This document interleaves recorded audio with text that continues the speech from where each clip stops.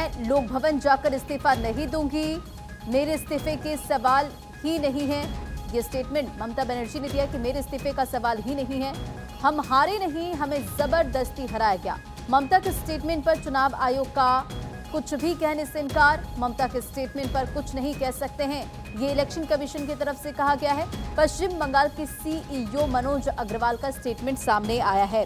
तो देखिए, जिस तरह से पश्चिम बंगाल में चुनावी नतीजे सामने आए, उसके बाद अब ये ममता बनर्जी कह रही हैं कि मैं लोक भवन जाकर इस्तीफा नहीं दूंगी, मेरे इस्तीफे का सवाल ही नहीं है, हम हारे नहीं हैं, हमें जबरदस्ती हराया गया, ये ममता बनर्जी का कहना है। इलेक्शन कमीशन का इस पर स्टेटमेंट आता है कि पश्चिम बंगाल के सीईओ मनोज अग्रवाल का स्टेटमेंट अभी सामने आया इस पूरे मामले पर कि ममता के स्टेटमेंट पर कुछ भी नहीं कह सकते हैं और ममता के स्टेटमेंट पर चुनाव आयोग का कुछ भी कहने से इनकार। तो पश्चिम बंगाल विधानसभा चुनाव के एक दिन बाद मंगलवार को मुख्यमंत्री ममता बनर्जी ने कहा कि वो इस्तीफा देने के लिए राजभवन नहीं जाएंगी।